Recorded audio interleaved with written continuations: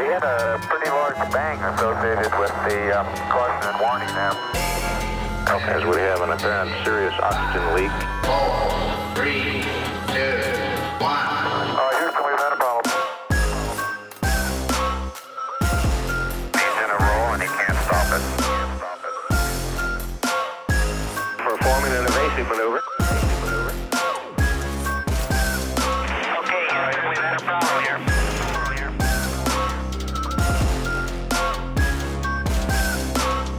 I think we need to do a little more all-weather testing. Welcome to space.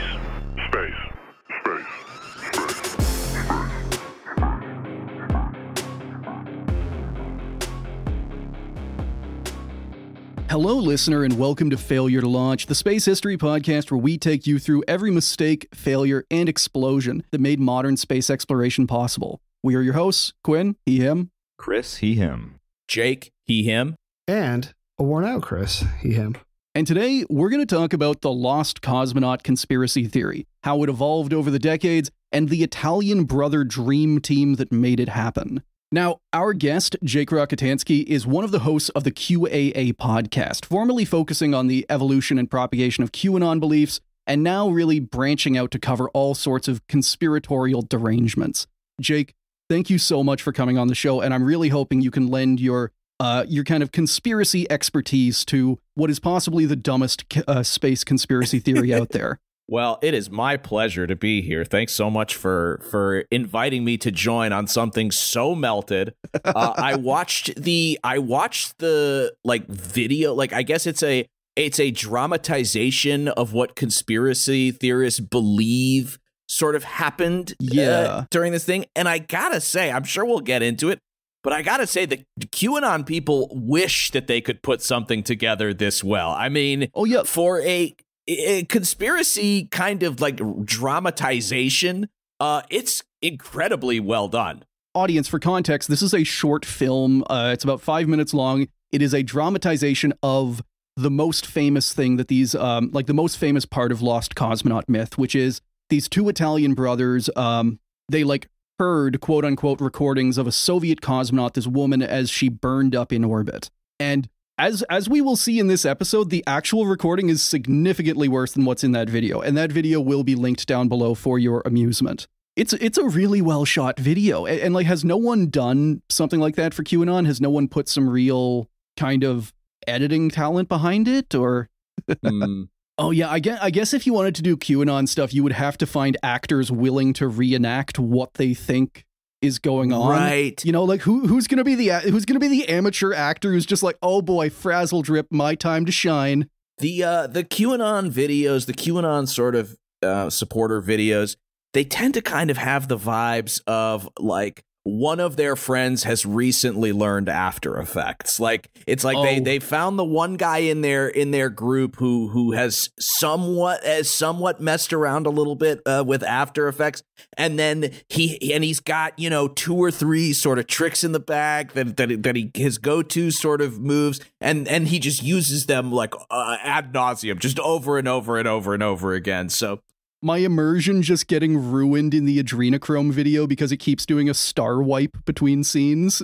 Yeah, exactly. The graphics sort of have the sort of energy of the old like Windows screensavers that have the toasters just sort of like flying by the monitor. Yeah, I mean I'm braining right now. I'm sorry. They definitely. I can't really like say like I'm not like you know, I'm not enjoying the QAnon Criterion collection in my spare time. Guys, I think we learned something about Chris. I think we hit a nerve when we started criticizing QAnon. I definitely think that of what I have been exposed to, I think that's a really succinct way of putting it. It's basically just like the most annoying person you've ever seen in your entire life, like learned how to do one thing, and then now they just do that. Yeah, exactly. Most of their stuff, I mean, the most popular sort of QAnon videos are essentially just the like Joe M, this guy named Joe who calls himself Joe M, and he made this series of movies called Into the Storm, which were very popular. And essentially he just takes news footage, puts it into a black and white filter, goes on YouTube, searches royalty-free trailer music, Hell yeah. and then kind of does the like Marvel announcer voice. You know, he does that through the He just whole flogs thing. what is it, royalty-free stuff to death. Yeah, it's like a political ad. It's like a bad political ad. That's kind of all they ever get. They don't really, the closest they get to dramatization is like they did a Hunter Biden movie that was really bad. They had this one movie with the guy from I'm gonna forget his name. Starsky and Hutch, maybe, like the original Okay. Starsky and Hutch guy, or Smokey and the Bandit. I can't remember. It's one of those like shows where they drive cars and they're doing stuff. Nice. Kind of like driving them like over a mound of dirt. And he had a whole movie that was shot on green screen that was about the American flag, which was pretty bad. But dramatization wise, yeah, they get more out of movies that liberals make, right? Like the Obama produced movie Leave the World Behind.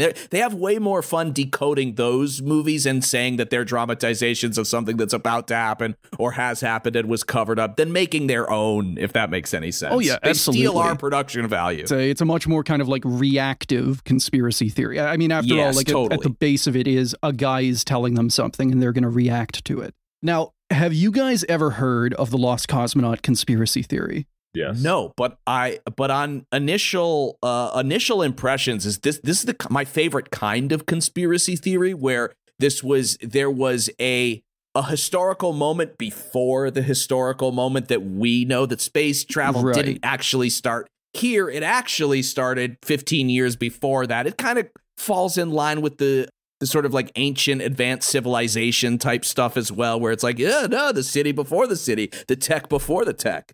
Looking at it in that kind of lens, I think it's really more one of those like conspiracy online, like Reddit are conspiracy stuff before 2015, 2016, whenever it just kind of became like right-wing grievance shit, whenever it was like aliens, maybe a little bit of chemtrails, like, to its credit, and I am going to tear it to shreds, and I do think that it is like legitimately bad for the space industry, space exploration, space education especially, but like in Lost Cosmonaut, all of the victims don't actually exist.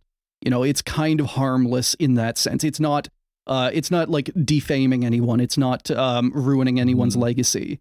Yeah, it's before conspiracy theories like destroyed your family. Yeah. Although it would be so much fun to be the weird uncle at Thanksgiving, except I only care about 1960s Soviet space policy. Just you have that one extremely specific brainworm that gets activated on the third just glass of wine. It's just like a switch that gets flicked. That would be more fun though, because like there's fun crazy uncle and there's like you don't want to be there crazy uncle at Thanksgiving. Yeah. And I feel like Lost Cosmonaut is more fun crazy. Yeah, I think the difference is the level of lead saturation in blood at age 8. What do you mean? It tastes sweet. And how many like microplastics? Why am I like completely, how many thetans are in the wine? Oh, okay. I think it's like if your uncle was talking about the Lost Cosmonaut in, 97, like the difference essentially is that there wasn't also like 4 Republican senators that were also saying the same thing, like in their campaign videos and like at their speeches and stuff. That it was probably kind of just in the same Discord servers as the rest of the psychopaths. that are reading the same memes and shit. Marjorie Taylor Greene coming out and just like, I will bring down the Lost Cosmonauts. I will bring them back. Yeah, this is just like Uncle Leroy and his like mahjong group. Like that's the forum is like the whatever theory, the friend sort of like brings in that week. It just so happens in Georgia during Christmas, they shoot down Santa with a THAAD over the ocean. Now, the long and the short of it is that this is the belief that Yuri Gagarin was not the first human in space. Instead, he was just the first to survive and that the Soviets could publicly reveal. According to the conspiracy and those who believe it, anywhere from a couple to literal hundreds of men and women were launched into space before him, where they either ran out of oxygen, froze alive in orbit, slammed into each other, got eaten by aliens, hit the moon, got flung out of Earth's gravity well, or burned alive on re-entry. And sometimes the stories involve like multi-crew missions that all die in different ways. Like, I would love to see these movies. As far as things that actually happened, they're batshit. And Like any good conspiracy theory, Lost Cosmonaut keeps a bunch of different ideas going at once. So if any one idea gets proven to be a hoax, the believers can just keep going with the rest like nothing ever happened. They can just cauterize that part of it and move onwards. Yeah. It's kind of like a conspiracy classic. I shouldn't say it's unique to them, but the classic thing of like, if something gets proven to be a hoax is, oh, that was just put there to disprove us, to like disavow us. It's like if one Marine gets like yanked screaming away into the nest, like another one just sort of pops up to take their place. Hell yeah. Having to keep fighting the good fight for the lost cosmonaut myth. Yeah. Meanwhile, the guy, the hoax is impregnated with an alien egg, and a new conspiracy theory like bursts out of its chest and kills the rest of them. A new carrier of the JFK mind worm has been found. Yeah, exactly. Now, this is also complicated by the fact that the Soviet space program absolutely did routinely engage in cover-ups of missions, cosmonauts, and sometimes even entire projects. Back then, it was a way of protecting state secrets, covering up embarrassing failures, and giving the impression that they were putting up nothing but W's. In the long run, however, it meant that no one trusted the Soviet announcements anyway, and allowed conspiracy theorists to fill the vacuum with their own dumb explanations. So this is something that we've talked about a lot on our show. Like, whenever it comes to space history, any government lying allows conspiracy theorists to just come in and write their own bullshit. Mm-hmm. And I'm sure you're familiar with this in like wider conspiracy culture. Like, government lies are the best breeding ground for conspiracy.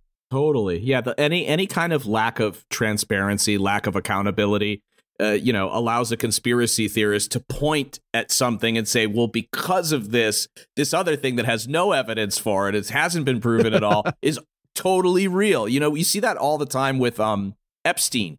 Like, you would think that the QAnon people would talk about Epstein like a lot, and they don't. They just sort of point to him, and now Diddy is the other one. They sort of point to these guys to go like, see, now do you believe that Hillary Clinton is like eating children and like running sex trafficking rings? It's never about the actual like someone event famous or the guy. did a thing, therefore. Yeah. And Jake, it's always a hard topic for me because I have family that are like QAnon people, so like it's really frustrating anytime I got to hear about it because like I feel like I'm obligated to get pissed off about it because it's like this is my family, like, but yeah, it's one of those things where it's like I'll pull some labels out of a hat and then we can string together our thing. It's like it's like I don't know, like a mid-level court judge is outed as a pedophile. Therefore, the entire constructed legal system in the United States is fraudulent and shouldn't be trusted because they're all part of the same cabal or something. And it's like they'll point at that. But look, see, I was kind of right about that. And it's like,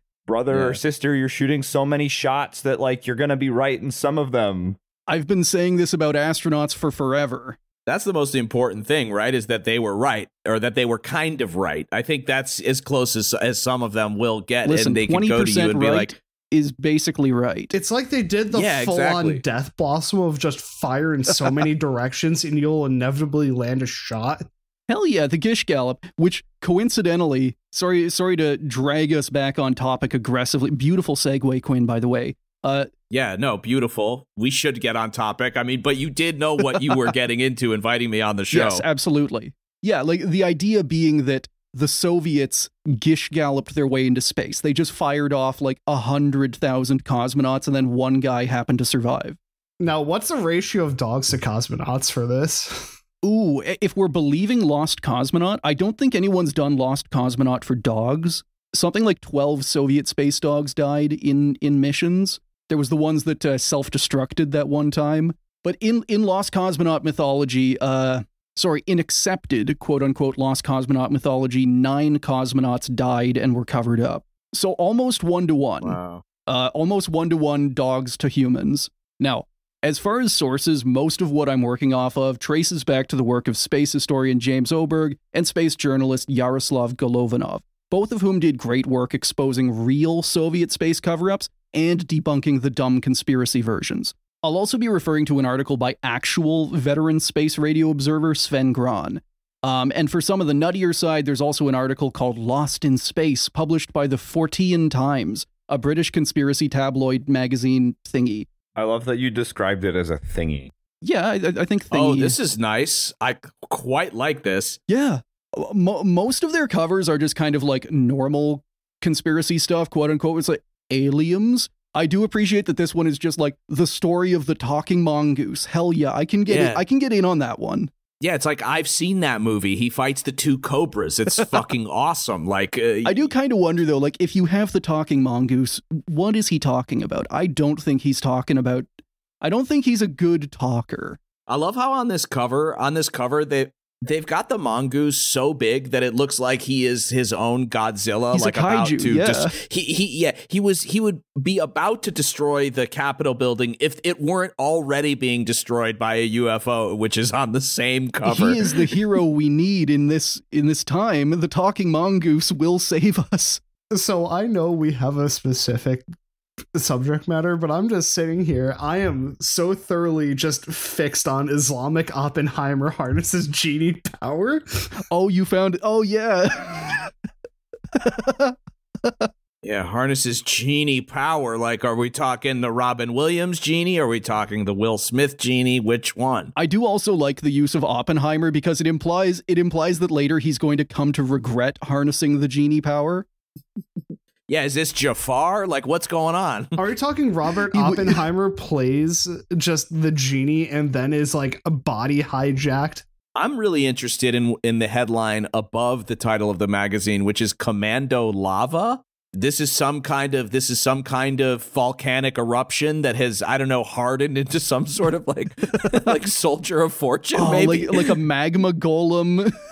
Yeah, he's like a golem, like a rock monster. I'd watch that. In fairness, it does have it right there on the title. It does have world's weirdest news. Yeah. And this is where I'm sourcing the other side of this story. Fantastic.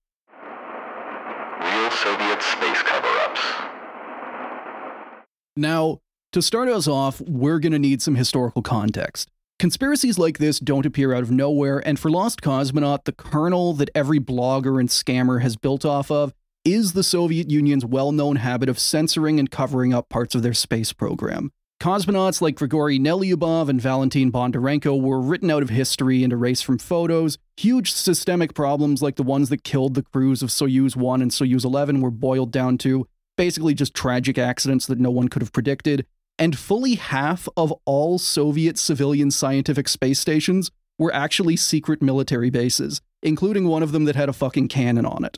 I just saw the name Bondarenko and I am sad beyond mention now. Yeah, so for context for our guests and newer listeners there, Valentin Bondarenko, he died in a fire and was written out of history. He died in a training accident.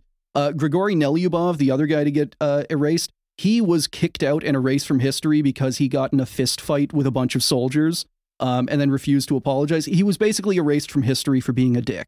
Wow. I don't know if anyone deserves being fully erased from history, but yeah, he was described as just being a huge dick.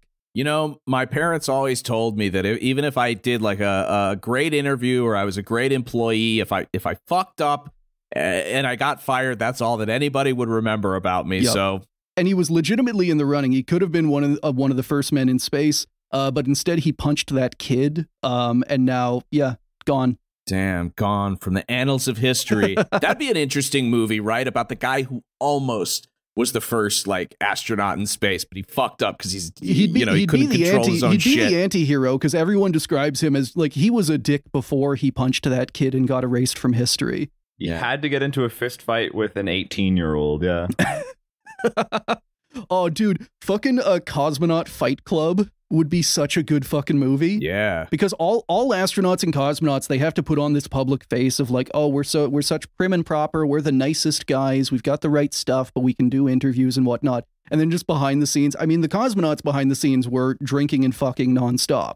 Mm-hmm. This is like hockey players of space, basically. Basically, yeah. Oh, now we've talked about a few of these examples in the past, but I figured, like, for the sake of our guest and newer listeners, I would give a primer on like how the Soviet Union did space cover-ups. So this is sort of a government censorship for dummies.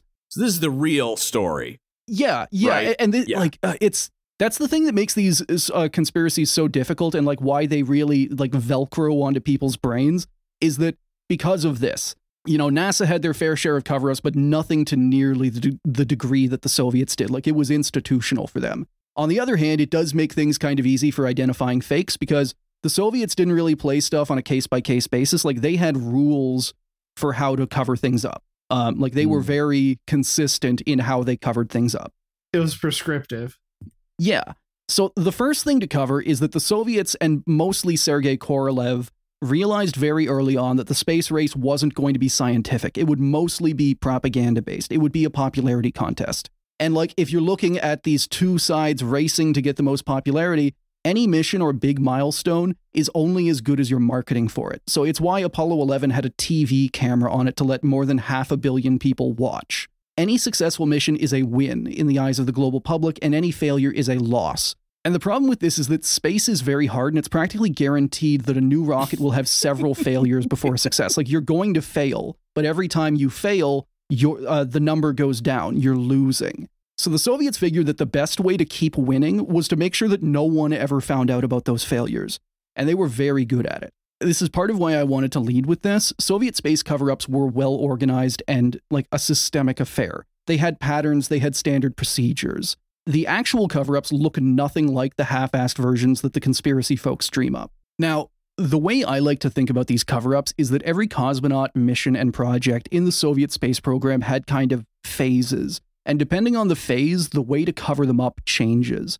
For cosmonauts, you have 3. Has not been to space, is currently in space, and has been to space. If someone who hasn't been to space fucks up or dies, congrats, you can completely write them out of history. The identities of cosmonauts were hidden before their launches, so there wasn't anything written about them, so there wasn't really anything to erase. You know, you only get to exist once you have been published.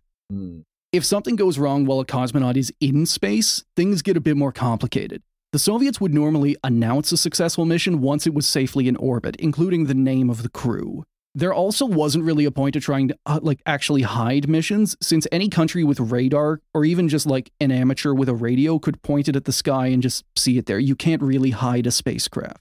So the playbook, if something went wrong, was normally to just obscure any problems and pretend that failures were tragic accidents. So a really good example of this that we've talked about in the past is Soyuz 1. So Vladimir Komarov gets launched into space on a faulty spacecraft, and he spends a full day like fighting for his life, solving problem after problem after problem, and then he dies because the parachute fails on re-entry. Oh, another one of my hated things.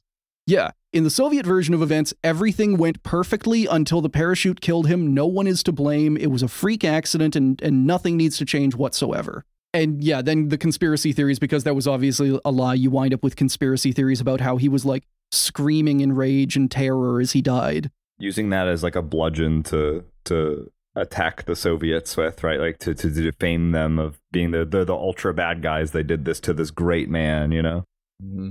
He strangled. He was strangled in his parachute for 20 minutes. He screamed and he kicked and he cried. These monsters, yeah. And again, like, there is so much to criticize if you actually just like criticize the right thing. Like, there's no one's getting let off the hook here, but just if you turn your enemies into Saturday morning cartoon villains, you lose all effect. Now, finally, if a cosmonaut fucks up after they've already been in space and they have had their name publicized, they would just be strongly asked to resign for health reasons or to be with their family.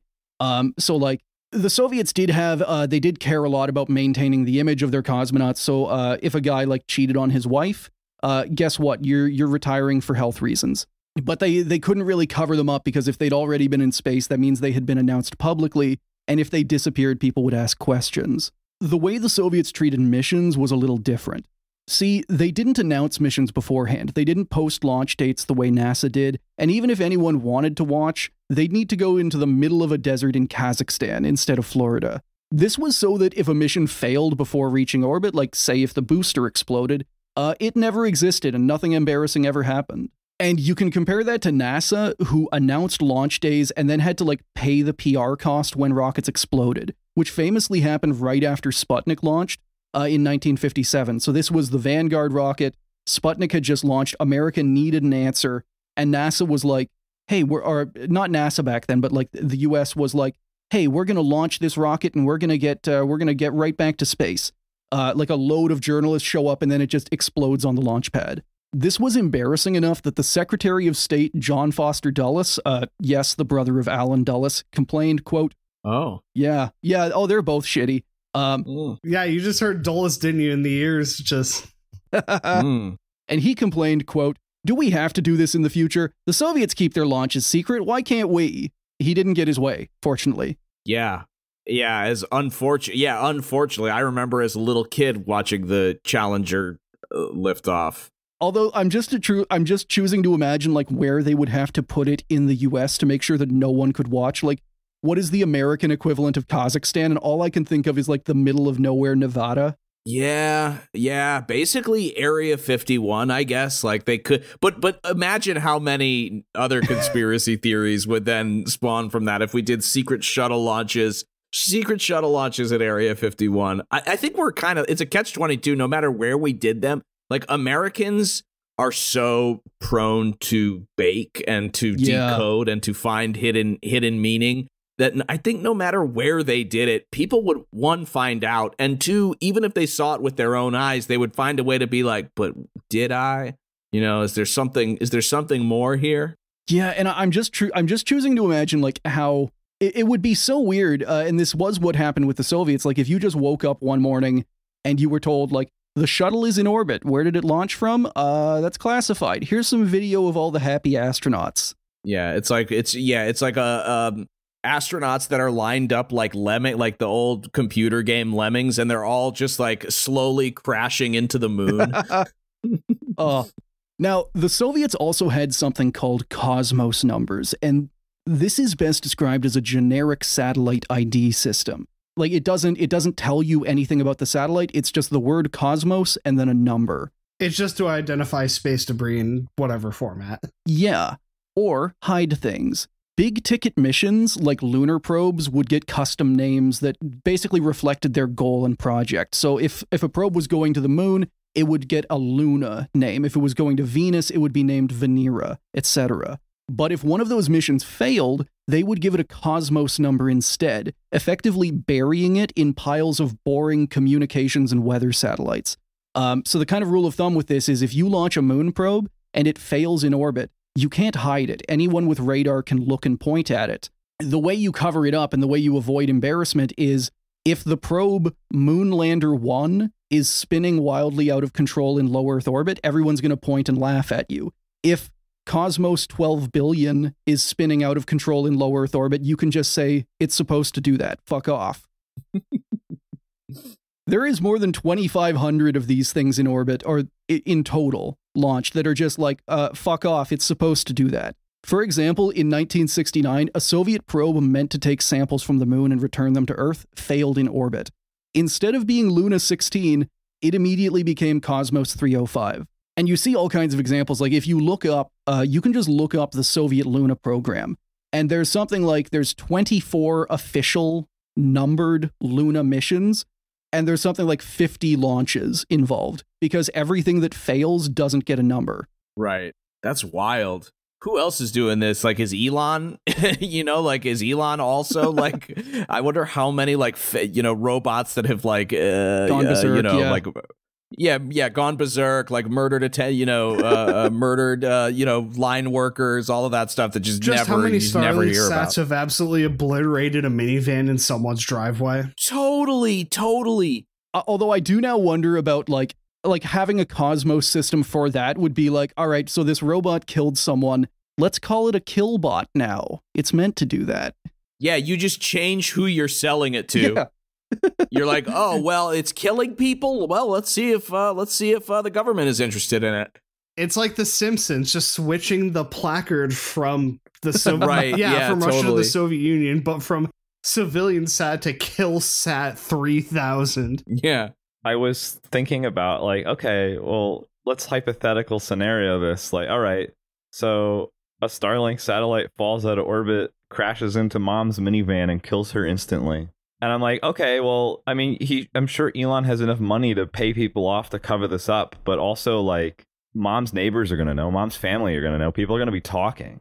Yeah, guess who's getting hit next? But then there's going to be people that are just going to be like, fake news, actually. And then they're going to be like, you know what I mean? Like, And then the ISS tragically deorbits onto a random town in Minnesota. And targets the mayor's F-150. So all of that is kind of how Soviet space censorship worked. It was a well-oiled machine, and for how bad it was, like I actually think it was historically, it did succeed in keeping Soviet space failures in the dark for decades. And it also erased several people from history to the point where, like, we weren't able to fully recover a lot of stuff about them. Valentin Bondarenko, for the most part, like, he does not exist anymore. They shredded him.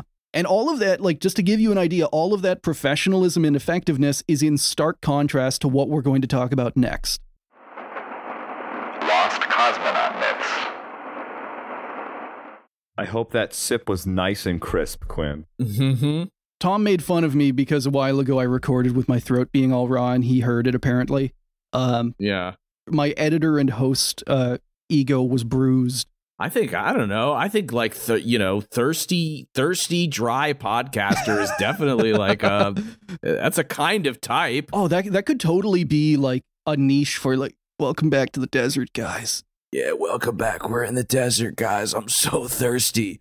It's so far to my sink. It's like Hot Ones, except we all sit in the desert and like you have to go 48 hours. You're like, I'm watching one cosmonaut launch after another.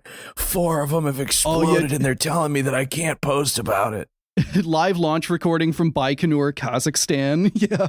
Oh, I was gonna be like, this is just like the QAnon like deep web like show host guy who's just posting in real life. He's like, look, guys, I've had 12 satellites come down in my backyard. I've taken them apart, and it's got all the addresses of the deep state, okay? Trust me, TM. Based on Tom, I'm pretty sure he could geolocate you based on just how humid it is and your interim of cough. Oh yeah, being an editor completely destroys your ability to think or listen to anything. I'm getting there, which I'm very proud of. I do like vocal phrenology now whenever I hear someone talk. It's very distracting. Oh, do you have a pith hat too?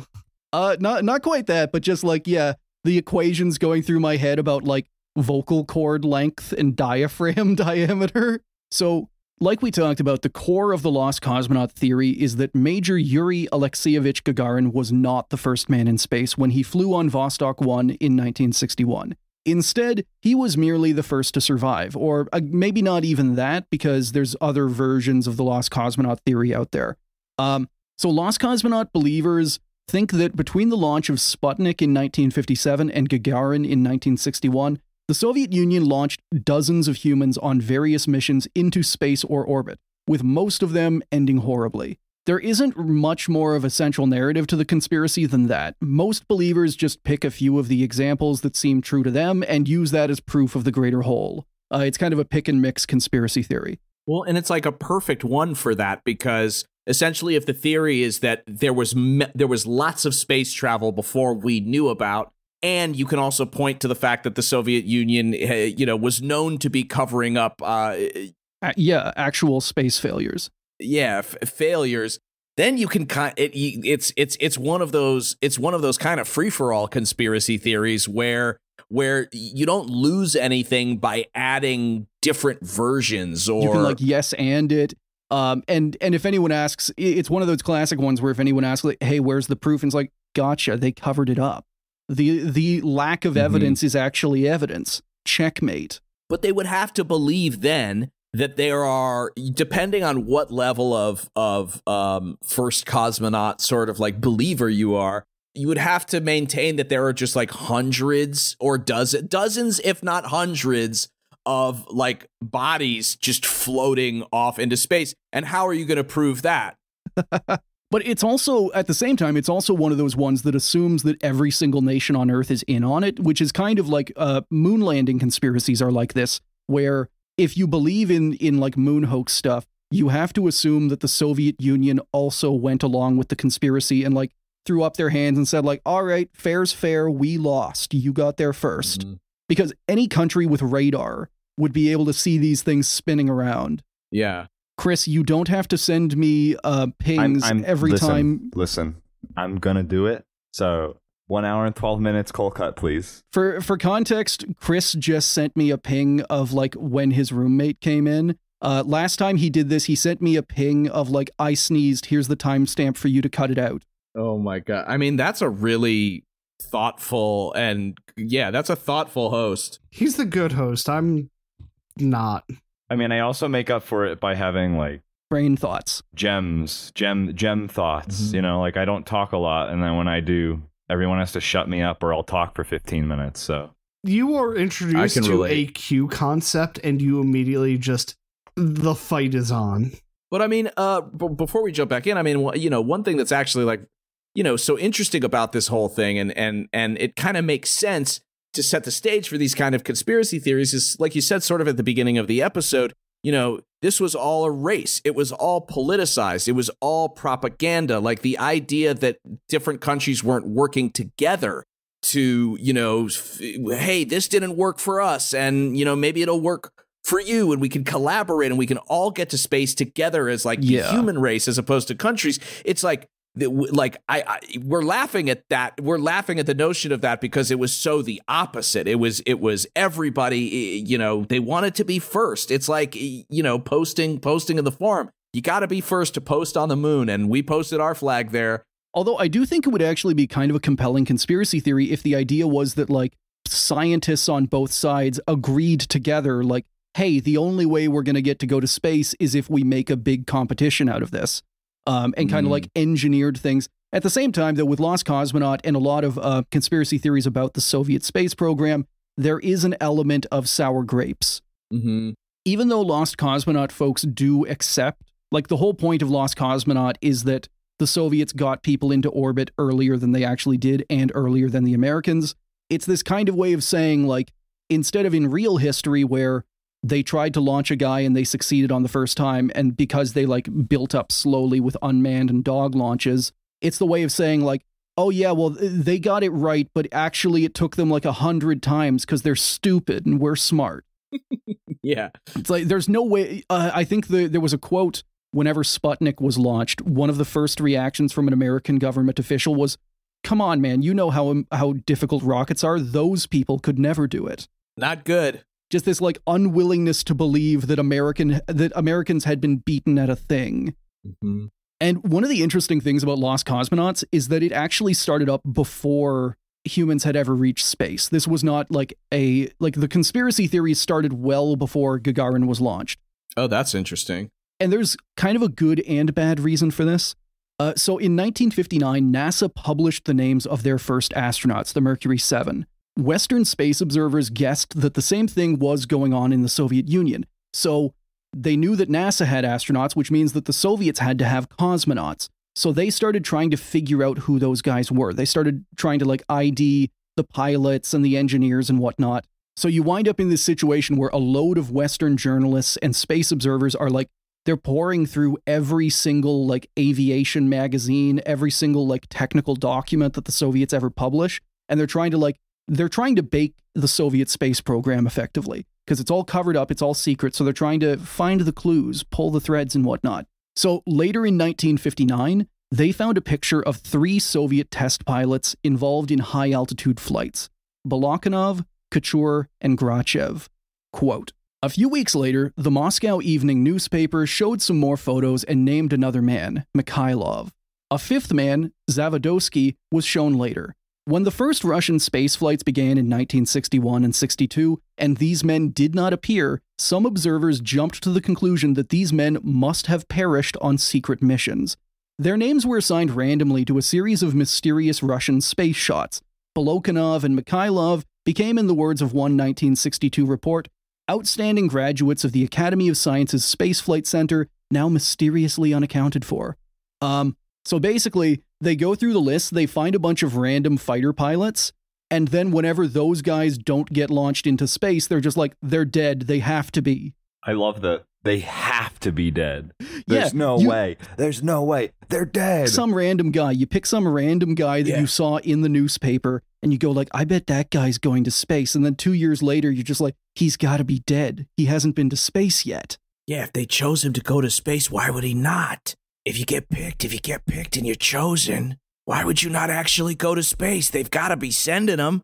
That's this amazing thing of like that I love about conspiracy, and I don't love it, but it's something that I find fascinating about conspiracy theorists is the same time to think that people are like complete idiots, but also like the greatest masterminds of all time. In the same breath that it's like, well, if they chose the guy that I think they chose, they had to have sent him to space. Like there's no world in which like shit happens, which if you live a life as a human being, one of the first things you kind of come to understand is that shit happens. Shit does. Sometimes you take your dog for a walk and they get attacked by a cat. You know what I mean? Like there's no rhyme or reason to any of this, and maybe that's why we need conspiracy theories to kind of make sense of it, to make connections where they don't exist. Sure. One of the things I find really interesting with like conspiracies in general, and in this case here, is that like you can wind up with conspiracy theorists who are like 5 levels deep into the conspiracy. They're trying to piece it together, but at the same time, they are assuming that every level they have gotten to is like 100% settled fact.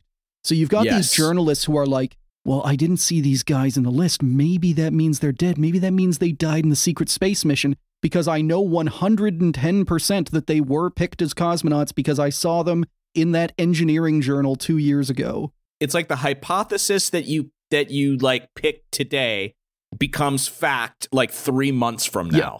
There will have never been any proof for it, but you will have just like built another hypothesis on top of it. And yeah, you just get tired. If it were all hypotheses, you'd have to think about that, and it probably wouldn't be very stable. So let's just pretend that everything below, all the foundations of this tower, every level we build, that's concrete. It doesn't matter if we build a level out of wet noodles, and then it turns into concrete. Yeah, totally. Yeah, I think that's very, very well said. Validated. But like, yeah, it's like, if you're holding on to a hypothesis for too long, it's like, oh, well, you know what? I haven't come across any new information that disproves my hypothesis. So therefore, like, that must be it. Now I can build on the next sort of like wing of my theory on top of this. Yeah, this crumbling foundation. That actually lines up so perfectly because I had a quote that I cut because I didn't know if it was going to be relevant. And the quote was something along the lines of like, lost cosmonaut believers think that the lack of evidence is the proof that they are correct.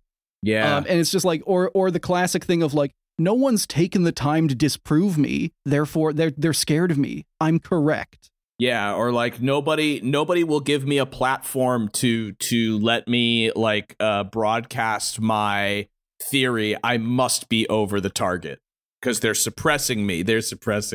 Now, while some of these early conspiracies came from genuine observers trying to basically do OSINT on the Soviet space program and just kind of fucking up, a lot more of it was just rumors getting spun and exaggerated. So these even got famous and authoritative believers. Hermann Oberth, one of the fathers of modern rocketry, believed the Soviet cosmonaut had died in space as early as 1958, and he never said what his source was. Probably sour grapes. Also, big ol' Nazi, that guy. A lot of space Nazis. There were a lot of them, it turns out, on the NASA and Soviet side.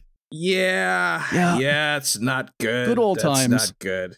That's another episode. Can you have me back for that episode? Oh, hell yeah. We when we talk about the Nazi Operation scientists Paperclip, and then like, what's even more infuriating is like the classic thing with, like von Braun wasn't a Nazi. He just worked with them so he could do his rockets, which like A, is not an excuse, and B, there's a shitload of those guys who like, while they are working on the Apollo program, there's pictures of one of these guys with Apollo astronauts, and he's wearing a helmet with a swastika on it with like a big old grin on his face. Like, a lot of these guys were diehards until they died like 5 years ago. Yeah. And they were like, I should renounce. The hatred is the only thing keeping them alive, and as soon as they renege on it, they die instantly. You live through like one of the worst conflicts in human history. In fairness, they also caused the worst conflict in human history. That's what I'm saying is you lived through it and you caused it, and like all of this like global strife, and you just don't give a fuck for one. But like then two, it's just like the fact that you get to like live another multiples things were of deadlier decades. In my day. Yeah, you live through multiple generations of human beings, and then you just get to die at the ripe old age of fucking whatever. Just like, going hopefully to the big old Nuremberg in the sky. Yeah. They were like, I live to see the invention of Sonic the Hedgehog. So another person to fall for this was famous science fiction author Robert Heinlein, who wrote that while he was traveling in the USSR, this is the dumbest thing. He wrote that he had seen the live cover-up of a Soviet launch and decided that this was like proof of a dead spaceman. And whenever he was pressed on it, what actually happened was that a bunch of like random cadets, like teenagers, effectively told him, hey, the rocket's going to launch tomorrow. And then the news came out that the rocket was going to launch the day after. And he was just like, they covered up the launch. They didn't want me to know. Oh, God. And this was apparently sufficient for him to go like, there's like, it's going to rain dead Russians soon. There's so many of them up there. Oh, my God. How many of the world's problems are caused because like a handful of people that have a worldview that centers entirely around them, like develops this just sludge thought, you know? Oh, yeah. Yeah. On the other hand, though, I do really want to see, like, I want to see Kepler syndrome powered entirely by the lost cosmonauts. You know, I want the Soviets to launch so many cosmonauts that died that, like, spaceflight is now impossible. You have to punch through a solid, like, Saturn's rings of dead cosmonauts. Well, maybe planet Earth will get its own rings. Just various collections. Like it's like a tree, you know, there's the different layers. We're at the lost cosmonaut layer. Eventually you'll get to the Starlink layer. Yeah. Like the space station layer eventually. Mm-hmm. I hope I live to see that. Now, one of the most enduring parts of Lost Cosmonaut is the story of Vladimir Ilyushin. So you can see this on slides 10, 11, 12 is what we're going to go through. He is real, and he did actively take part in the Soviet space program. And if any listeners, if any aircraft nerds recognize that name, he was the son of Sergei Ilyushin, the head of the Ilyushin Design Bureau that built all kinds of like Soviet bombers, transport jets, airliners. He's that guy. So Vlad was a test pilot, but he didn't want to test the slow, boring aircraft his father designed, and he went to work for his rival Sukhoi. So this is a company that builds like high-performance fighter jets. Vladimir wanted to fly like the hottest aircraft in the sky. You can see a picture there of him with, I'm blanking on the name, but like he test flew this like Mach 3 supersonic bomber. He is legitimately one of the greatest test pilots in human history. A top-level elite of whatever country you're in. Also, I should point out that Vladimir Ilyushin also founded the Soviet Rugby Federation, and a couple of years ago he was inducted into the Rugby Hall of Fame. Whoa. Now, all of that is true, but in the Lost Cosmonaut mythology, Vladimir was the first man in space. In the weeks leading up to the launch of Yuri Gagarin in April 1961, Western observers were in a frenzy. It was clear that the Soviets were gearing up for something. They'd flown unmanned and dog-crewed missions. Like, all of these were prototypes to make sure, like, they were testing out the spacecraft for a human flight. And at the same time, leaks were coming out that were pointing to a manned launch soon. And then, on April 10th, quote, Dennis Ogden, the Moscow correspondent of the British communist newspaper Daily Worker, scooped the world with his report that a man had been shot into space but had returned utterly deranged and was now hidden away in a rest home. The pilot was indirectly identified as Lieutenant Colonel Vladimir Sergeyevich Ilyushin. The cosmonaut, launched on April 7th or 8th, had circled the Earth 3 times in his spaceship Russia. So not only was he the first man in space, according to this story, he also came back completely bugfuck nuts, and they had to hide him away in China. Damn. We have identified the first man in space. He has lost his mind. And again, like the way Lost Cosmonaut works, the way any conspiracy theory works, it's all over the place. Sometimes the story is that he crash landed in China. Like his spacecraft just came down in China and they kept him prisoner. Sometimes he was prisoner, but also in a coma. It's all over the place. The truth of it, though, is that in June of 1960, so almost a full year earlier, Ilyushin was involved in a car accident and he was sent to a facility in China to recuperate. This just got folded into the conspiracy theory where, like, yeah, he's crash landed. He's some stories have him breaking out of Chinese prison and, like, hitchhiking his way back to Moscow. And it's just, I want to see the movie. Again, it is a fun story. I want to see it, and I want to see it written by people better than conspiracy theorists. Yeah, it's so much more interesting than what actually happened, which is...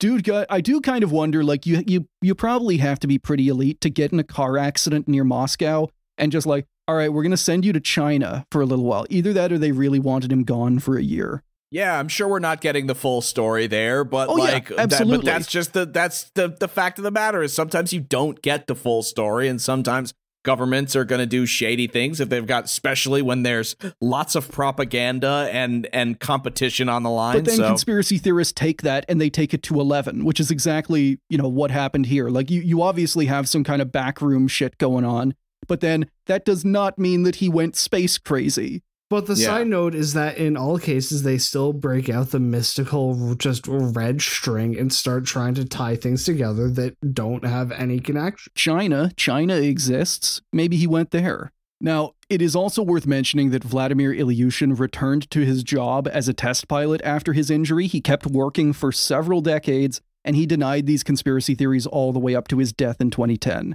Legitimately a cool dude, rugby superstar apparently. And yeah, not the first man in space.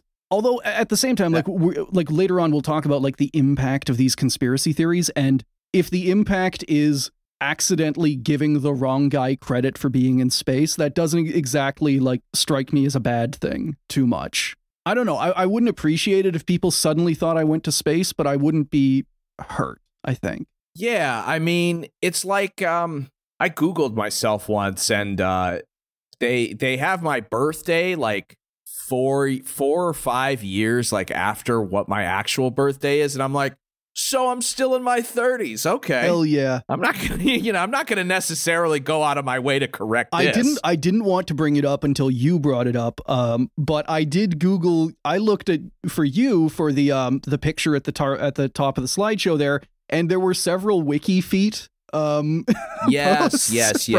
From the documentary, which. My wife and I often talk about whether I should. We were just talking about it the other day, whether I should actually just like start an only feet to make a little bit of extra cash on the side.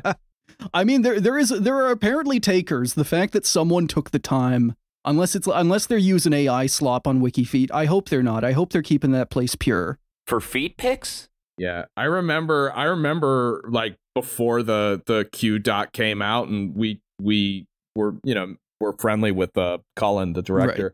We were like messaging with him because we knew it was coming on HBO. We found out it was coming out on HBO, and it was like kind of going to be this thing. And we were like, do we look like really bad in it? Because like we had shot that 2 years before it ended up airing, when we didn't know where it was going to go. This was just like another researcher, basically, like in the sort of like QAnon sort of conspiracy field. That both kind of your show and the documentary blew up significantly in that time. Yeah, we were like, we had no idea it was gonna like, dude, do we sound dumb? Basically, is what we asked him. He said, no, I think you guys are okay. He goes, but tell Jake maybe to wear socks next time. And I was like, what do you mean? Like, what does that mean? You can add that in post, right?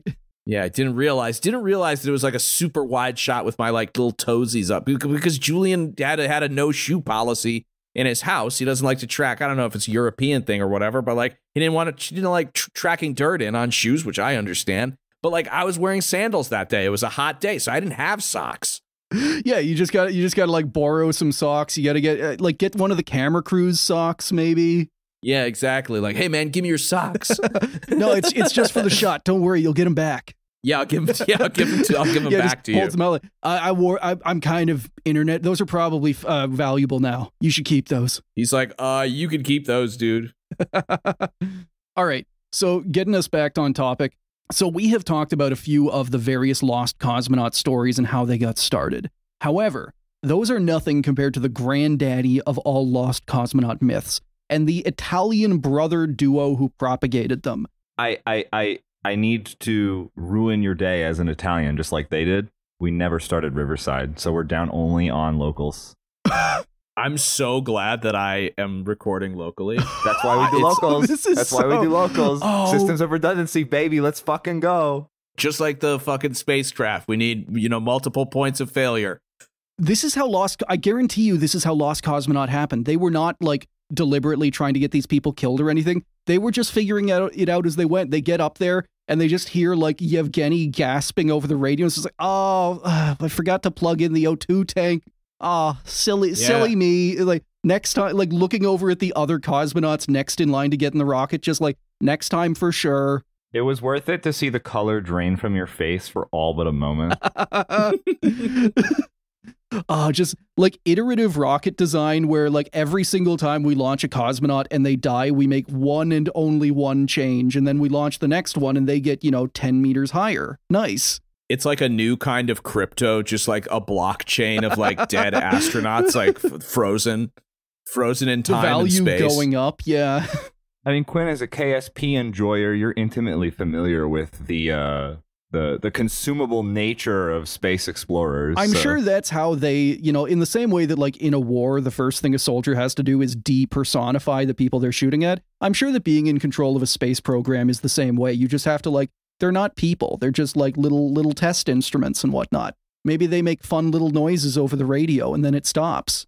Hello, listener, and welcome to the mid-reel ad. If you enjoy Failure to Launch, more bad space history, and you want to hear more of it more often, there is an option, the FTL Patreon. Signing up at any tier gets you access to monthly bonus episodes and Q&As, and joining an elevated tier gets you even more content, like Chris-narrated minisodes. If that sounds good, you can sign up at www.patreon.com/failure to launch. And now, back to the episode. Achille and Giovanni Battista Giudica Cordiglio, became obsessed. Giovanni. I don't care. See, we've already established with this show, if I respect someone, I will make an effort to pronounce their name properly. If I don't, they get a bad pronunciation, whether on purpose or not. I don't respect these guys are some of the biggest space scammers in history. He's Giovanni Battista Giudica Cordiglia for all I care. Yeah, he might as well be one of the Scolari brothers, you know what I'm saying? A little bit of Ghostbusters too. Achille, I don't know. I'm pretty sure it's Achille. It's Achilles without the S. Just how bad can you scuff it? Achille. Regardless, the Super Cordiglia bros are going to be what we're going to talk about for the rest of this. I fucking hate these guys. Audience, you should hate them too. I hate them already. Let's reinforce that feeling. Well, hold on, because I do have to spend like 2 paragraphs giving them credit for being kind of good at what they did. Oh no, the worst part of podcasting. They take a turn. We have the climb up due. into the World War II Zero into an aircraft carrier trajectory. What was Giovanni Battista doing in 1945? He was probably like 8. So these guys, Achille and Giovanni, fuck you, Chris. I can't get a win. Come on. Because you're defending the space scammers. I'm defending a guy that shares my father's name, all right?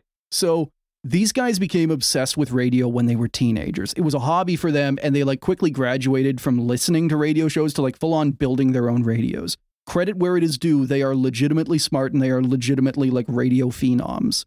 The way they describe it, they found their new obsession on October 4th, 1957 with the launch of Sputnik.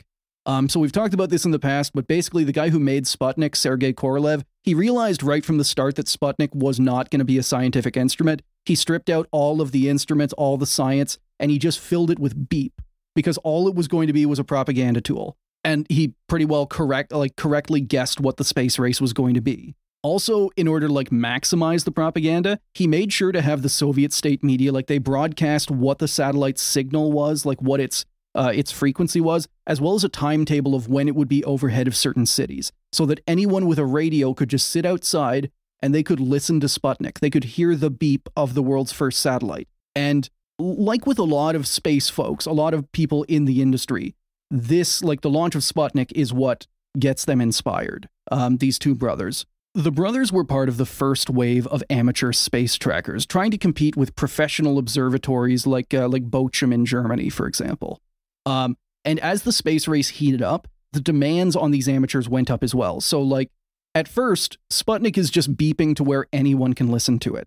But as satellites get more complicated and as they start to do like military stuff, they stop broadcasting. It starts to become much more like the only way you can hear them is if you happen to be under them or if you can like intercept the signals they're trying to send down. It becomes much more of a task for these basically OSINT nerds in the 60s to try and like figure out what these satellites are doing. And there's an entire like amateur scene of this. Like we talked about, Sven Gran is another big figure at this time. So the brothers eagerly competed in this new arms race. they built a full-on collapsible 8-foot diameter antenna that they could quickly set up on the roof of their parents' house at night because they weren't allowed to be doing this. They just had to, like, in the middle of the night, they'd run up, throw a huge antenna up, and try and listen to Soviet satellites without their parents noticing. This feels like the beginning to that Jim Caviezel and Dennis Quaid movie. What was it called? Where the like kid is like talking to his dead dad through the radio. Oh, Frequency. Yeah. I'm glad I didn't have to try and bullshit at all for I know that very little because- about Frequency, but I know a bit about Jim Caviezel, and I'm just thinking, like, I could convince Jim Caviezel that he had been to space. You know, like, just actively gaslighting him. Like he already thinks he's like a Navy SEAL. You could just convince him that he was a space Marine. You could, and like 30 minutes later, he would convince you that you had gone with him. Oh yeah, what a strange man. Like, what a fucking, like, dumping all your points in charisma and like zeroing out intelligence in your character creator. Just winding up with like such a weird, mesmerizing man. It's maxing out charisma, but having no targeting for it. Just kind of like, just radiating charisma. It's more like a musket instead of a rifle. Now, what also makes this story a little difficult is that the Giudica Cordiglias, these guys are not total frauds. They are legitimately some of the earliest and best amateur space observers, and they do produce a lot of very good recordings of early Soviet launches and satellites. The issue, though, is that they are not unique. Every time they pick up a satellite and they like announce the recording or they try and get some news, a professional observatory like Bochum or another amateur like Sven Gran is there with a similar recording. They are just one of the pack. So what they need is something to set them apart. And they get it on the 28th of November, 1960. So quoting from the Fortean Times, which pretty much just uncritically prints their story, it was a signal we recognized immediately as Morse code. SOS, said Gian. But something about this signal was strange. It was moving slowly, as if the craft was not orbiting, but was at a single point and slowly moving away from the Earth. The SOS faded into distant space. So, this becomes evidence to them of the first human launched into space. And to me, I find this hilarious because this also implies that the Soviets did not try to launch this person into orbit. They just launched them in a straight line out. Like, you're just going away from Earth in a straight line. And you're just flying off towards, I don't know, deep space somewhere. And you're just, like, apparently just tapping out Morse code. SOS, help me. That's what they do. I mean, yeah, you're floating. If you're Sandra Bullock, you're George Clooney. You're floating away from Earth, away from the ship. You don't have the tether anymore. Like, yeah, what are you doing? You're trying to tap in for help. I'm also kind of like, why would they give that to him? You know, like, if you're the cosmonaut, if you're sending the mission, if your plan is like, all right, we're going to launch you in a straight line, have fun. Why are you giving him the Morse code device that he can SOS? And like, why is he SOSing? Who's going to go help him? Yeah, if you have no way of actually retrieving, maybe the SOS really was more just for his own peace of mind that he was maybe doing something. You're just like tapping back, like, oh, yep, we're going to send someone out there to help you. Don't worry. Oh, fuck, he was human Leica. Oh, no. You're like, I did my best. Maybe the real SOS thing was the friends we made along the way. Yeah, it's just well, he made friends with some Italian guys. I do wonder if, like, the Giudica Cordiglias were, like, tapping back to him, like, hey, what's up? What's going on out there, bud? Yeah, it's like the phone at like the old folks' home that's that's just like the disconnected line.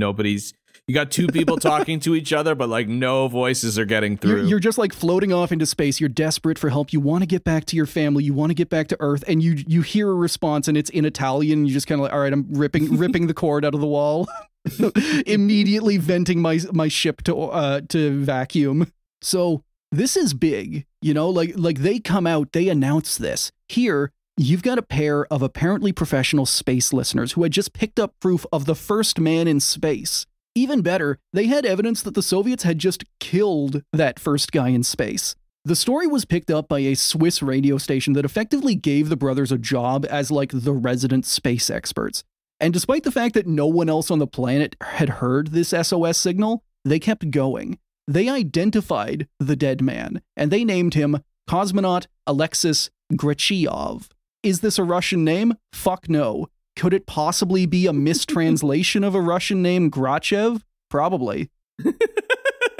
We've identified Alexis Graciello flying off into space. Like, what? Assigning him the first ever Italian American astronaut. Exactly. This is a proud Italian Soviet citizen. I can't believe that they gave these guys a job. That they were like, they're essentially amateurs. They stumble upon one made up translation. There's no real proof of it from anybody else, and they're like, we got to hire these guys. Like, to put this in context, people legitimately thought, like, partly because of the story, like these guys, they had an image as like they're the boy wonders, they're the Wunderkind. It was like a very compelling story. They have succeeded where all of these professional agencies have not. And a lot of people looked at like the fact that, hey, they're the only people who apparently heard this SOS and they didn't record it. Everyone else is saying they didn't hear it. And people look at that. Some people look at that as like, well, that must mean they're lying. Other people look at that and say like, that just means they're so good. You know, that just means they're better. The children are the better ones. Yeah, because they're not bogged down in all that bureaucratic thinking. Yeah, exactly. It really stems from the already healthy distrust of the government and the program at large. So it's like, oh, these innocent boys and their ham radio. Like, why? Like, what business would they have to lie to us? For the love of the game, they're just telling us what's happening in space. This like guy who runs this Swiss radio station, apparently like every time his toddler tells him a wild ass story, he's just like, my God, how could you possibly know that? He's like, can you start at 11? Listen, you and your imaginary friend, we're going to pay both of you. Don't worry. Yeah, we're going to pay both of you guys. How much does Mr. Floffles want? Child just like crosses their arms. 120. Yeah. 120 a year. He's Mr. like, Floffins. Yeah. He's like, Mr. Floffins wants to know are there benefits. Oh, fuck. Being the dentist who has to like sit down and mime out doing like a root canal on an imaginary friend. Yeah. He's like, oh, my arm. Oh, this is going to make my arm hurt. Like, this legitimately made them famous. And it also gave them the clout to set up their own space listening post. So no more hanging out on mom's roof with a weird, like, home-built antenna. Yeah. They took over something better. An abandoned Nazi bunker in northern Italy that was apparently just left unused. Excellent. And they named it Torre Bert, the Torre Bert Space Center. I love that these guys are so impressive. They're radio whizzes. They build their own 8-foot antenna. But they only get famous for like making up bullshit. Like that's when they get their clout.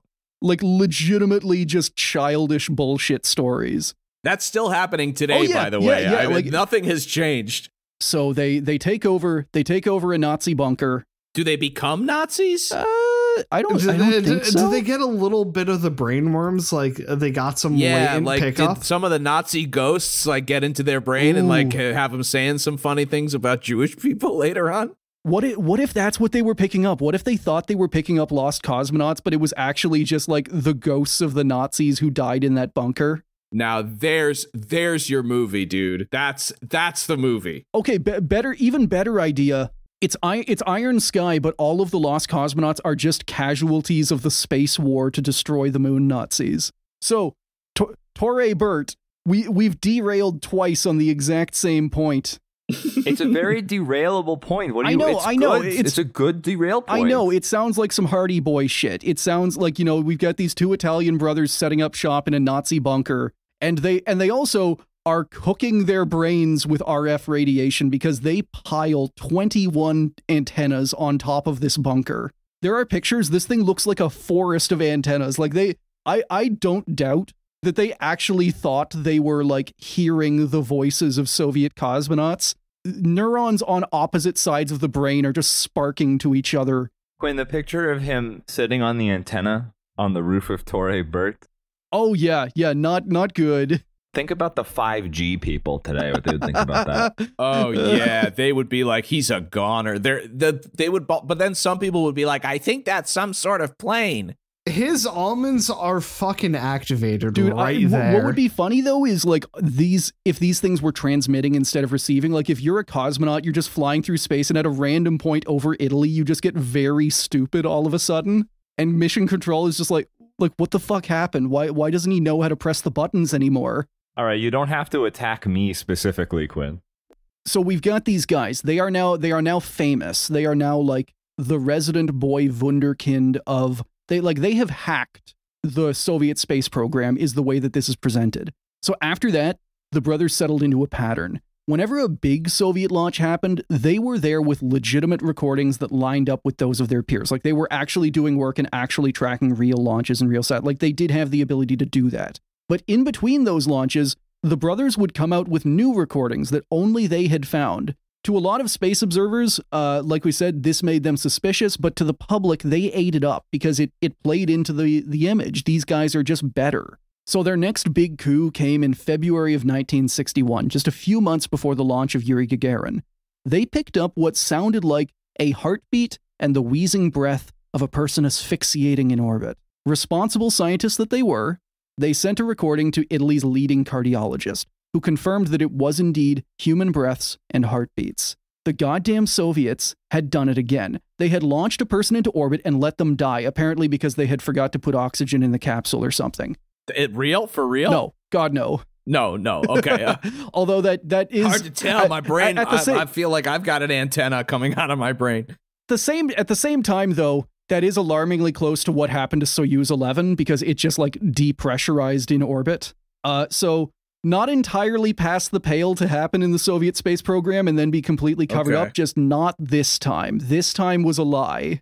At the same time, I still love it how we have that duality of they wouldn't even include oxygen for their astronauts and they included food for their dogs when they sent them up.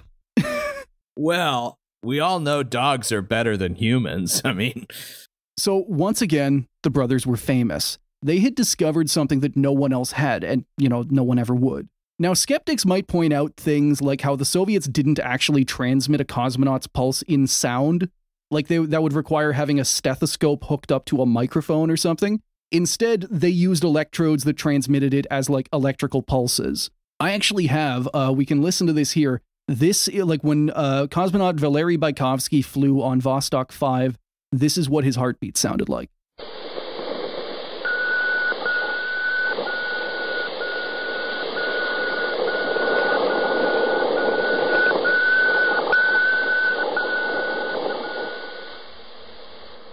So just kind of giving you an idea there, that's what it actually sounded like. That's how it was actually transmitted. If you were going to transmit someone's pulse, you would not send a sound, because that's not really how it works. Yeah. Now, to an amateur, this might be a problem. But if you're a professional scammer, you just move the fuck on. Don't acknowledge it. Those are haters. All of your fans are going to come with you anyway. At the same time, they did that very well. They just kept going. They kept finding new dead cosmonauts to put on the pile.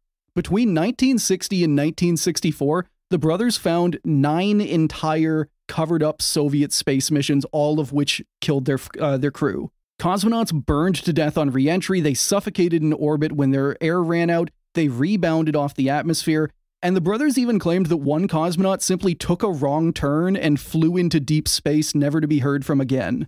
That rules. Yeah, just like... Did you think East was West? Yeah, he just went up. Yeah. He just went in a continued straight to go line. out.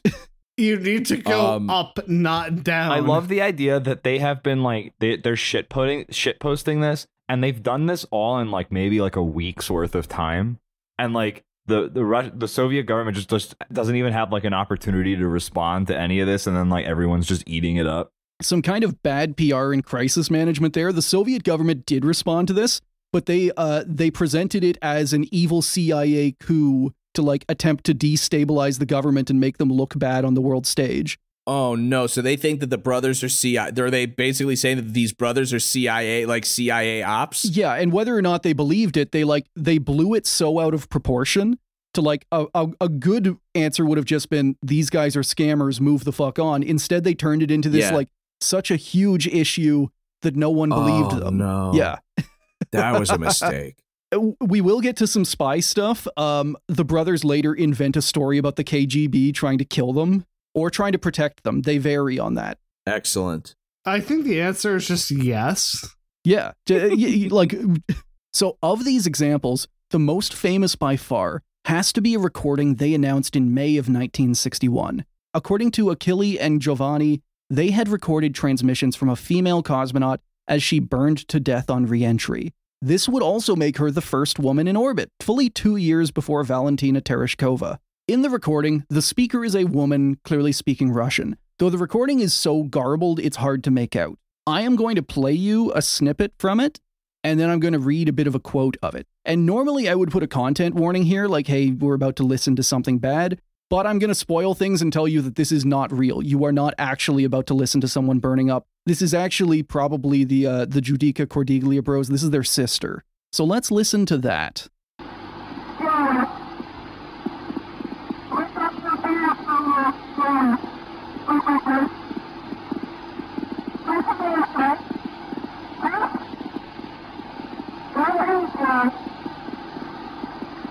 So what she says, what the voice of someone who is burning alive on re-entry is saying, transmission begins now.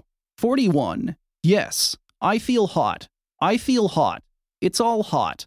I can see a flame. I can see a flame. I can see a flame. 32. 32. Am I going to crash? Yes. I feel hot. I am listening. I feel hot. I will re-enter. I'm hot. I sure hope Playboy Cardi doesn't listen to the show, because I feel like this is something he would steal for his lyrics. Are you saying that we're just getting a fucking sample of this in the next album? Oh, God. I'm sending this to DJ Danerky immediately. I feel hot. Yeah, I mean, this is kind of a banger. Like, you can, if you can imagine it in rhythm, there's some nice repetition here. You throw in some random numbers. Am I going to crash? Like, maybe that's like crash out, you know? And well, in between 41 and 32, you have 4, 3, 2, 1. Yeah, okay, yeah. This is perfect. Okay, no. I'll cut this. This will be dropped separately. Okay, number one, I'm not sure in the space context how we could update our anthem. It is too good as is. By adding the Soviet Bernie woman. Burning. Fuck, whatever. Sue me. I want to twist my head off. You guys are killing me. So yeah, for context, that is the sound apparently of someone burning to death on re-entry. Just to keep that in your head. Now, right off the bat, experts were critical of this because the story didn't add up on, frankly, so many fronts. The brothers claimed that these transmissions were from a capsule on re-entry, and that's why the sound was garbled. The only problem there is that transmitting radio during re-entry is literally impossible, then and now. Like, whenever a spacecraft is plowing through the atmosphere, it is literally surrounded by a shield of plasma. It is impossible. In response to that, some conspiracy theorists have said, like, well, maybe the radiators failed in orbit. Maybe she just overheated. Because, after all, if a spacecraft's radiators shut down, it can become an oven really quickly. This is actually how Laika, the first dog in space, died. Then, the issue becomes that the transmission is actually too shitty. So to give you an idea of what Soviet space transmissions of that era actually sounded like, here's Vladimir Komarov.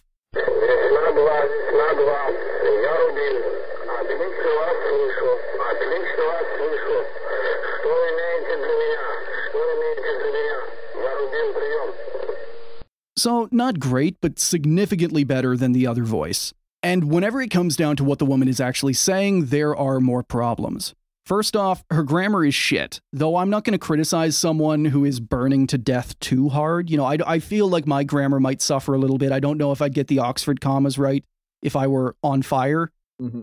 Still, she uses none of the normal Soviet military jargon, but she does use amateur radio speak. She properly signs off, but she signs off like someone who is using an amateur radio, like what the Giudica Cordiglias knew.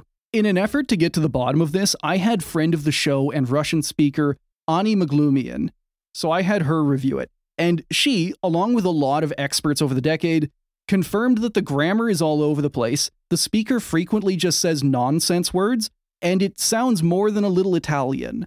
It is also worth mentioning at this point that the Giudica Cordiglias made their sister learn Russian so she could do translations for them. Oh my God. Well, I think we know what's happening here. Case closed. She died on re-entry. They launched their sister in a rocket in order to get this transmission. Her sister was murdered for Russian context. What's so funny about this is that you have these two boys who are, you know, radio phenoms, right?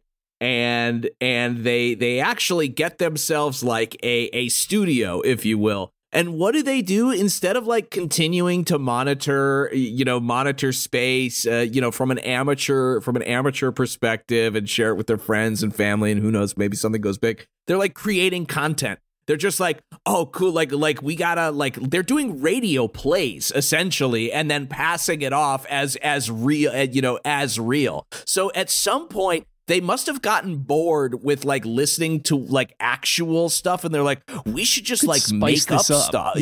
Yeah, we got to spice this up. We got to make better content. We got to post. I do kind of wonder if like maybe them having the job with the Swiss radio station reinforced that. Like maybe the Swiss guys were like, all right, you need to give us a recording every single week. And the Soviets are only like back then, the early space race, rockets are only getting launched like once every month or two. They are not that frequent. Yeah. So these guys are just like, fuck, we got to have some content for Friday release. Yeah, they're scrambling. They're like, the radio station's Patreon subscribers are dwindling. I was going to say that they sound just like some like 2 to 3 million subscriber like brother duo prank YouTube channel. Oh, yeah. Totally. Oh, God, that is their modern equivalent. And who's going to stop them? Because like, how many people know how to like operate the radio systems that they're doing in their neighborhood or whatever? At the same time, though, I do kind of like the idea that it is true. Like, we were talking about this before the show. The idea of like, if I knew I was going to die, maybe I'd put on a fake Italian accent for fun. You know, maybe I would say my last words. I would just gobbledygook my last words. Yeah, your delirious stupor as my oxygen is running out. Yes. Toward your inevitable demise, and you're just like, you know, bibbity boppitying yourself. Exactly. You know? Like, yeah, I'm just doing the Family Guy Babada Boopy thing as I die of oxygen deprivation and overheating at the same time. And these Italian guys are just sitting down there like, no one's ever gonna fucking believe us. They'll never see it for real. Now, another problem with this recording is that, like we talked about earlier, the Soviets announced their missions once they were in orbit. Sputnik, Gagarin, Tereshkova, Laika, all of them. Once a cosmonaut was safely in orbit, the Soviets put out a press release. So, space historian James Oberg argued that if several of their first missions had been deadly failures, once they were already in orbit or on re-entry, they'd have never announced the real mission like Gagarin's. Like, they wouldn't have just started doing that. Now, thankfully, all of this criticism did not take decades to crop up. The brothers were active discovering new lost cosmonaut stories from about 1960 to 1964. And then, in 1965, a document was published that pretty much blew them out of the water. And this was the very unfortunately named Epstein Report. Coincidence? Yeah. What's going to happen to this guy? I don't know. So, quote, this well-researched and finely organized study swept away all the accumulated errors in the story and concisely enumerated all the mysterious events. The first Vostok test with a dummy cosmonaut, the Khrushchev mission, the Venus failure shot, the pre-Gagarin shot, and the 2 multi-man shots of 1961. So I didn't really explain any of those events in details, but basically, like, every single conspiracy, every single thing where they're like, what happened here? The Soviets launched a rocket and then they didn't explain it. That's probably because there was a dead person on it. This guy in 1965 comes along and he's just like, no, that was a failed Venus probe. Yeah, but you just like don't know for sure, man. You know, no, there's just always you never a little room for... Who's this Epstein guy work for? When it comes to Venus, you don't even know. Like, some say it's made out of gas and some say it's made out of glass. Like, nobody really knows for sure. Oh, fuck. I can't wait to talk about the Venera probes. I still love how you're lying about this. No, we fucked something else up. Just get out of here. Yeah, the conspiracy getting bad enough that it forces the Soviet Union to admit to a smaller failure is kind of impressive. So after that, the brothers mostly took a backseat. They kept at the radio work and would occasionally make some claims, like they would come out later and they'd make false claims about how they were the first people to record Yuri Gagarin or John Glenn in space. Like, kind of low-level fame-seeking stuff, but they never came out with new lost cosmonauts. Coming out with new lost cosmonauts like Pokemon cards, dude. Exactly. Like, you know, all right, we're going to break back into the sphere. 1991, boys, we have discovered an entire new crop of lost cosmonauts, and you can buy their collector cards now. Dude, lost cosmonaut NFTs, fuck. He died in 2024. He could have done it, which also means it's up for the taking. Well, don't tell anybody that. You definitely have at least one or two evil listeners who are using this, who are going to use your show's information for bad. So I know that all of this was a little meandering between the characters and the myths. I did originally plan to just I was going to tell the entire story their way and then I was going to poke holes in it later. But as I was writing, I got too mad and I started adding the poking holes in as I went. It's good. It's always good to be mad while you're writing and researching. So I do want to circle back to this and be a little bit fair to the Giudica Cordiglia bros at the end, because they were legitimately great radio men, and they did help to popularize space research and it actually inspired people to get involved in space. This is a sentiment that is shared by a lot of the guys who criticize them, like James Oberg. And Sven Gran described it like this, quote, "I think that the Giudica Cordiglia brothers did run a tracking station and picked up signals from various spacecraft. However, for some reason, they thought that they needed sensational stories to maintain their images of a hotshot operation. Once they overinterpreted some receptions and made fantastic claims, they were trapped and had to continue to produce sensations." Aftermath. Just for my own understanding, to do a quick recap, basically, is that essentially the idea that has now permeated for decades and decades and decades that there are a series of at least 9, but not probably more more than 400 cosmonauts, went to space and died. And it's purely because these two brothers essentially decided to do a radio play and people took them seriously. Yes, almost entirely. Jesus Christ. It's effective.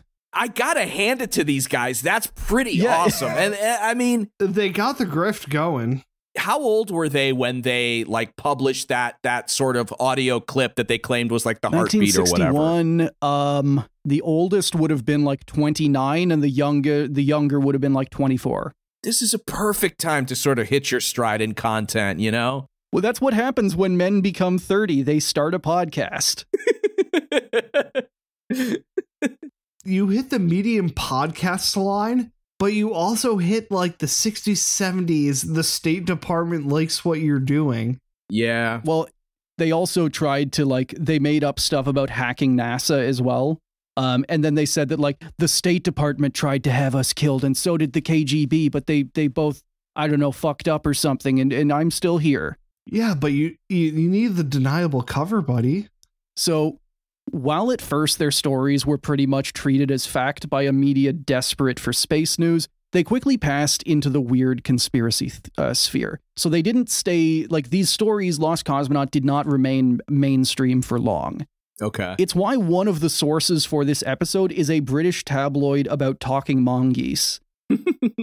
That said, because space is the field that it is, and because there are so few good space historians out there, Lost Cosmonaut has mostly been allowed to keep existing in the dark corners of the web, and occasionally showing up when someone wants to be edgy and do their own research. Unlike moon landing conspiracies that are if you express that stuff, although a pretty substantial amount of people do, you're gonna get NASA will invest time to taking you down and proving you wrong. That doesn't happen with Lost Cosmonauts. The space historians, the debunkers, there's so few of them and they have better things to do. And it does, for the people who want to appear edgy and present this alternative facts kind of stuff, it does make for a really good story. This is the story of the boy wonders who hacked NASA and the Soviet space program, the guys who uncovered the horrors of space and tried to warn the world to no avail. It's probably what Vice was thinking when they had Giovanni, who was by then the only surviving brother, on a podcast to let him uncritically spew his bullshit. When was that? 2020.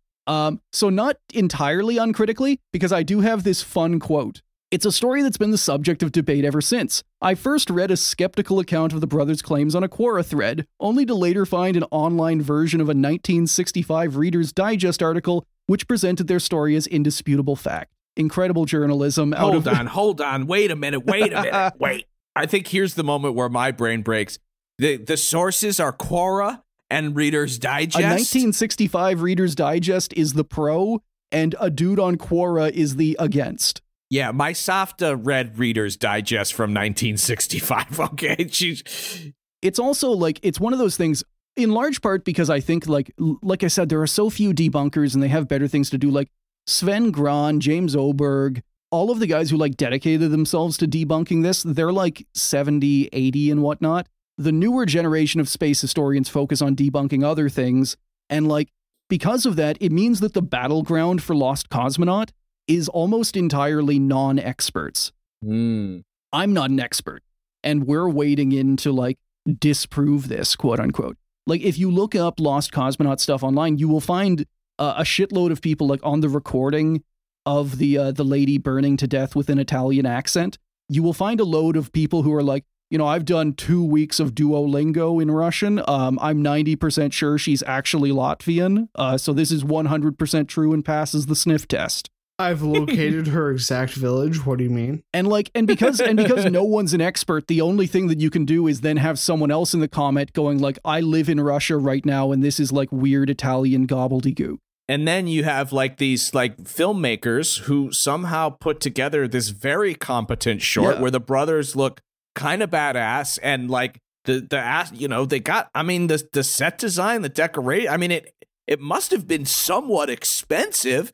And they're like, this is the, we love this theory so much, like we're making a short about it. Putting so much artistic talent into telling the dumbest story ever told as fact. And just like, yep. Also the fact that like they get the actress, they get the cosmonaut burning alive to like give a better performance than the actual brother's sister did. Because her performance is just kind of like, ow, I'm burning. Yeah. Ow. She like really didn't want to be a part of it. She was like, I think you guys are going to get in trouble for this. They're like, no, you don't realize like this will come out in the perfect area between like people believing it and debunkers not caring anymore.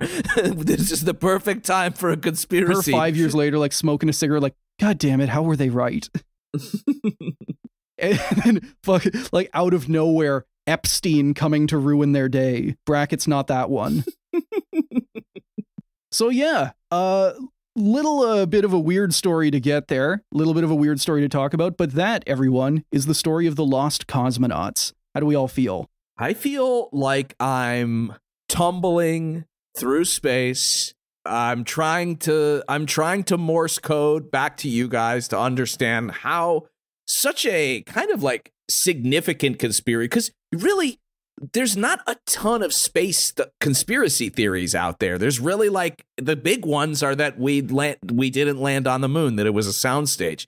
That's like kind of the only one that I ever really hear about or that you see in kind of the mainstream threads. But this spanned over decades and, you know, claims that, you know, to have body counts in the hundreds, you know, at the most. And so I'm very surprised that this, you know, that this hasn't been discovered, and it's left me feeling a little bit unanchored, untethered, if you will, running out of oxygen. Well, it is kind of it's a weird conspiracy because it very much is so tied to these guys. Like, critically, there are not really new lost cosmonauts after the brothers stopped doing their stuff in 1964. You know, like, people are not finding lost cosmonauts who died in the 70s and 80s. Quinn, you know what also happened after 1964? The fall of the Soviet Union. Whoa. 1966, when the Soviet we all Union remember. felt there were no more cosmonauts because they stopped going up there. I think all the cosmonauts fell on the Soviet Union when they came back down from space, and that's what brought it down. They got shot in the face on landing because Secret Commando Neil Armstrong single-handedly destroying the Soviet Union from within. But no, this one never popped up on my radar too much just because it just sounded asinine from the start. You kind of have to go digging for it. Well, because like, what can you sell with it? Yeah. What can you sell with it? Some kind of supplement, maybe. I'm sure you could market it properly. I didn't think about it until you said just right there, Jake. Until you think of something you can sell with it. And a helmet. That's what you sell with it. You sell a bike helmet. Because they're going to come down someday. They're going to come down.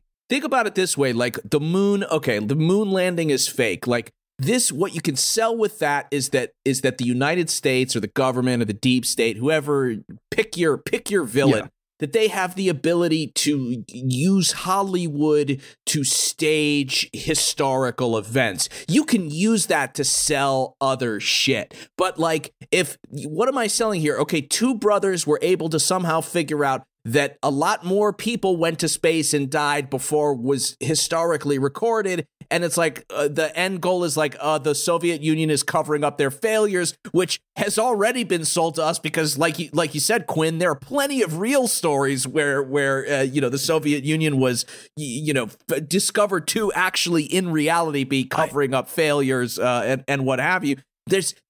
There's nothing there. It's just tumbling. It's tumbling through space. You can't build on it. The actual mechanism of them covering it up against what we think they actually covered up. No, they were quite proficient in their own scheme.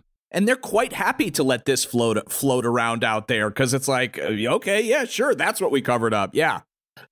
Yeah, we were actually in space like 3 years earlier than that. Yeah. I was actually just about to say, like, why stop them if they're doing your job for you? Because they were more than capable. They did their own thing, and then, hey, we're also creating our own extra level of it. Why not just let them continue? And we're totally not doing that now at all. We've learned from our lesson. We are not still doing that and doing their job for them in a lot of ways. Professional people who paid way too much to know better. But this, yeah. Smash cut to like every spacecraft in operation now, like simultaneously popping a leak because they're all made by people who should really make a lot more money. Yeah, that's like old hat. Now it's just the thing is like these kind of classic conspiracies, like there's no place for them anymore. Like it's not that like, oh man, this like jet crashed mysteriously and we don't know and we lost track of it. It's like George Soros is controlling the jet, and we're beyond the level of kind of like reasonable conspiracy theories because they all have to involve like a political enemy. So it's not even about like the actual theory anymore. It's about like who's the puppet master pulling the strings and for what purpose. And spoiler, it's always my people. Yeah, it is kind of just, that is a fair point where it's like, unless a conspiracy theory is telling me who to vote for, what the fuck is the point? Who did that? Which American political party in 2024 did Lost Cosmonaut? That's the only way I'm going to care. Yeah. Yeah. And to like cap it, like, Lost Cosmonaut is something that you would see pop up nowadays on our conspiracy, and there would be hundreds of comments going, thank God, like, so nice to have a conspiracy theory that isn't necessarily political. Like, gosh, this reminds me of like the old school our conspiracy before it was all anti-vax, all this stuff. Like, this is the kind of stuff that conspiracy theorists are sort of wistful for because, like you said, it's not tied to some kind of like voting energy. So yeah, I think that is about a good place to leave it. Jake, do you have anything you would like to plug to our audience, meager as it may be? No, never. An audience is an audience. I saw you guys have 4.9 rating on Spotify. That's how you do it, audience. You play weak, you show your belly, and then they politely bump you up immediately after. Yeah, Sun Tzu said that. Sun Tzu said that. I learned from the best. This podcast, I'd like to plug this podcast. Very well reviewed, very interesting stuff. Smart people who have like real skill sets, like engineers and that sort of thing. Something my podcast does not have. Banger opening titles. DJ Danarchy, all credit there. And when you're done listening and you want to listen to something else and you want to feel worse than you do now, which I can't imagine why you would, but you want to feel a little bit worse, you can listen to my show, which is called QAA, and you can find us on Twitter and all the podcast places. And I'll see you all in hell. Exactly. Ooh. If you don't follow the gradient, what are you even doing? Get on it. Get on their show. Not even joking. Do it. And again, thank you so much for coming on and lending your conspiracy expertise. And if you ever want to come on in the future, we'd be more than happy to have you. Anytime. Find me some more melted space shit. I'll be there. I have promised so many people they are going to be the guest whenever we review Buzz Aldrin punching that dude. I don't know if I can promise one more person. I was crazy to see like that old of a guy just like punch somebody, like not even thought about it. In fairness, the dude was like harassing his granddaughter. It's like it's like one of those cartoon like spring-loaded boxing gloves that just like went like, poof. Oh man, that was awesome. It made me think that Buzz Aldrin, excuse me.